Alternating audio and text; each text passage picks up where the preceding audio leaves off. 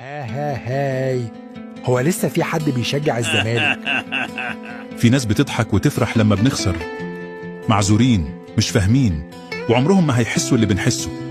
احنا بنحب من غير شروط، فاكرين ان الكرة مكسب بس، واننا بنتكسف من الخسارة. بس احنا فخورين اننا زملكاوية، لاننا بنشجع الكيان مش المكسب. احنا مش جمهور بطولات، احنا جمهور انتماء. في ناس بتشجع عشان تفرح، احنا بنشجع عشان نعيش. حب الزمالك مش بيتشاف، بيتحس. احنا اصل الحب في الكورة، احنا الزمالك. سنين وسنين بيحاولوا انهم يمحوا الهوية او يسرقوا منا الشخصية، بس في عز الهجوم والسخرية كنا دايما بنرد بأعلى صوت. زملكاوي وافتخر.